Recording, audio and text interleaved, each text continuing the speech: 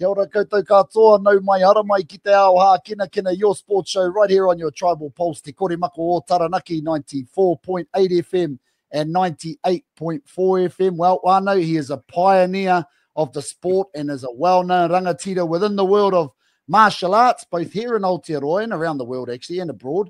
He's a second-degree black belt in Jiu Jitsu, head instructor and co-founder of the Southern Tribes Aotearoa, an all-round nice guy who has worked tirelessly for his sport and for his community. Please welcome Pina Simpson. Kia ora, brother. Kia ora, my bro. Kia ora. Good to have you on. That sounded really great. Hey, did you like that intro, my mate? I did actually. Wow, that's pretty massive. Yeah, got to give it a go. Hey, try and sound the part, eh, bro? Yeah, brother. Hey, good to have you on the show, my bro. I'm looking forward to our kōrero. But before we get started, ko waikwe, no e koe, a bit about yourself and where you're from. I live in Kaimiro now, but I was when I was born. My mum grew up in Cook Street, so we actually spent a lot of time at Discovery Place till I was about maybe 3 or 4. And my dad's whānau were from Waitara, so we moved out there. Grew up playing rugby league, the rest of it. But grew up at Waitara. All my whānau, Simpson whānau, are still out there. Moved back to Namotu in Form 2. What's that? 1982. And yeah, been a Waitara townie since then. Waitara townie, eh? What a mix! Hey, you mentioned rugby league. So, what sports did you play as a young fella? Was it rugby league, or was it always martial arts from a young age, or was there some other sports you played and you really loved? Oh, but if you grow up in Waitara, you play rugby league, you play softball, and you surf. Hey, that's good. Straight to the point. There's some pretty well-known sports there in Waitara, that's for sure. So, speaking about your earlier life, how did sports as a young fella impact your decision, or your life growing up as a young fella impact your decision to get into martial arts? I understand you've been a part of martial arts for 30-odd years now in Jiu Jitsu.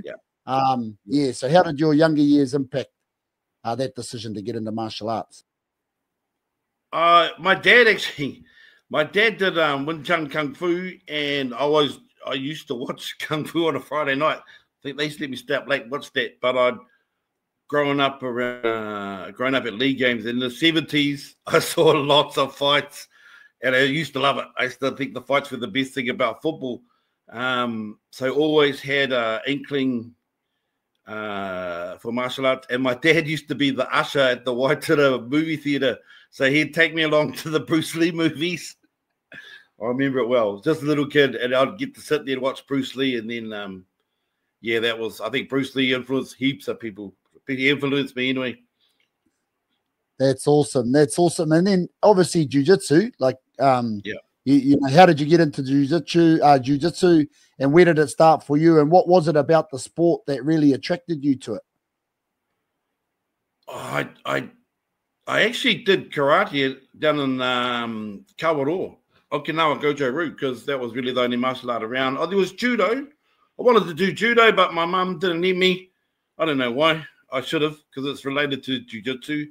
I boxed at Tiger Town for a little bit, but we were always in the backyard play fighting and the rest of it. And I heard about jiu-jitsu in the late 90s. I think UFC had started in 93. I didn't really know. You know, you grow up watching the Kung Fu movies, and it would be this monkey style beats everything else, or drunken style beats this, you know, Kung Fu's better than karate.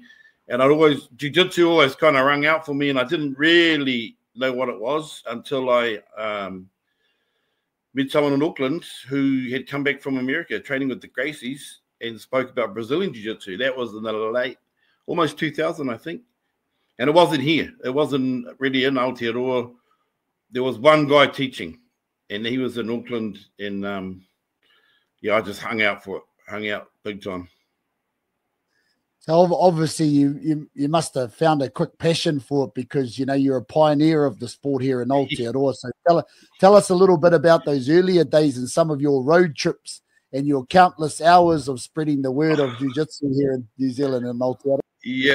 Well, the funny thing is, my son came back from Boys High after school, and he goes, "Dad, there's a guy teaching jiu-jitsu, BJJ, in town." And he was, so I rang up the number, went and seen this little guy, and he was retired SAS from Aussie, but his wife was from here. And he was a wrestler. He wrestled, did all this stuff. So we used to train women, and he would give me and Carl Mookie hidings like you wouldn't believe. But that it kind of made it even better, because leverage is a big thing for jiu-jitsu. And he would choke us and arm us. And I think that learning how you can subdue somebody and you don't actually have to hurt them was a big bonus, big plus for me. So, yeah, I ended up in Australia, trained over there for a while, made some connections, came home. If I'm honest, as soon as I started, I saw it as a medium for our people to be able to be taught again, but in a way that's acceptable to the world, if that makes sense. 100%, 100%. I also heard you had a bit of a competition crew who were well regarded in the early days and would fight whoever, wherever. Tell us a little bit about that. Yeah. Well, actually, so Carl Weber was the first blue belt in New Zealand, in Aotearoa, and he went on to do Vale Tudo. Now, Vale Tudo, everyone knows UFC today, you know, they got gloves and everything. Vale Tudo was no rules. Bare knuckle, everything went. He was a blue belt jiu-jitsu guy, and he fought every weight, any weight. So he kind of, and for me, that's what jiu-jitsu was. So when we went in our early days, comp days, people would come and test us out. Yeah, I had a ruthless crew. Whenever we turned up for war. And if we didn't win, the other team paid a big price. But that's just how serious we were. Like, we were trying to prove it's one of the aspects of jiu-jitsu is fighting. Cage fighting, people see that today. It's, you know, that jiu-jitsu's in there. But you don't have to be a fighter. But yeah, Taranaki had a huge reputation when we rolled up. I think I used to post Taranaki War Party on the move every time we left to go to a competition or a fight show. Oh, wow. Hey, and now it's gone worldwide. It's definitely big all around the world now. So I even heard you did a bit of work with the UFC. Is that right, at one stage, and spent some time in the world of MMA? Yep. So before the UFC came here, we had to make the New Zealand MMA Federation, because that's how the UFC works. So a couple of me and Tom Napita were invited to be inspectors on the first UFC show. So that's like 11 years ago now. So you get to sit backstage with the fighters. Of course, we were in the fight world at that time. That's why, you know, we had MMA fighters. We got to sit up the back with all the fighters. You take them out. So got to travel, went to Korea, been to Philippines, Japan, done the Auckland shows, met a lot of the old guys that, you know, were heroes when I was looking up, when I was coming through MMA, and just got to hang out with people. So I've retired from it now, but it was fun. It was good fun. Good for people to see. I think when they see you on TV, they're like, "Oh man, there's the pro," you know. And but it's a sport now. There's you can make a living. A bit like rugby league, you know. The young fellas can make a living now. In the old days, you just kind of fought to prove you was good, but it's turned into a sport as well as just as martial art, you know. Most definitely, and it's obviously a sport that you're very proud of and you enjoy now. The Southern Tribes Aotearoa. How was this formed, and give us a bit of insight into the kaupapa that you helped create? Yeah. So, oh man, how long have me and Carl been at this? Probably, I was trying to work it out. It's around 2001 we started training. I went to Australia. He stayed here. I went there for a year. So I made some connections and met some people and trained with Wes Gracie and Hoyle Gracie and some other people. And got us tied up with Gracie Baha. So we had an international team that we were part of, you know, to get our gradings and stuff. And originally we were BJJ Taranaki, but as we kept growing, I kind of came up with the southernmost tribes people in the world. So that's how our name came about. And kaupapa Māori very much so, you know. There's a lot of things within the tribe that are tikanga Māori, but also kaupapa Māori, and that helped me to establish Māori Nats and the rest of it. But man, anybody can be in the tribe. If you vibe with us, you're one of us. That's how we are. So we're pretty proud Māori people, but toa at the end of the day with mana and love everybody. Yeah, now I hear the club's kind of not only in Taranaki now, it's all around Aotearoa, and you mentioned having those Māori values within the kaupapa. Also, Māori Jiu Jitsu, you have a national tournament each year. Tell us a little bit about that. Yep. So this will be 2014. We had the first Māori Nationals. So you have to submit your whakapapa and your pepeha. Has to be signed off by a kaumātua and your instructor. And it was something I'd wanted to do for a long time. I think I was people about when me and my sons were doing 1,000 Ks a week around the motu, sleeping on couches, getting enough money to put petrol in, go to the next place, just sharing jiu-jitsu. And we were up at Brad Cora's in the shed with all the boys doing a seminar. And they were like, when are we going to have Māori Nats? Because it was something I'd put out there. And I was only people about, and I said, well, let's wait for the black belt because it'll make us legit to the rest of the world, right? And that came in 2012, and 2014 we had the first Māori Nationals. There was about 40 people. Man, we got some hostility too. That was amazing. The races came out. It was cool. And now we're up to our 11th year. So yeah, I've got a whole lot of pepeha and handwritten whakapapa that I need to log somewhere. But yeah, it's a big day for whānau, big day for kids. We've got it. I keep it in Taranaki on purpose so that I can keep an eye on it. And made the 4th this year be the 11th one. So yeah, it's great. Awesome. I'm looking forward to getting along to that one. I went to the last one for a bit of a nui, and it was awesome turnout there from all our whānau from around the mutu. So I also hear you've been doing some awesome mahi with some of our rangatahi and tamariki that have been diagnosed with ADHD. Tell us a little bit about this mahi that you're doing with the rangatahi and tamariki.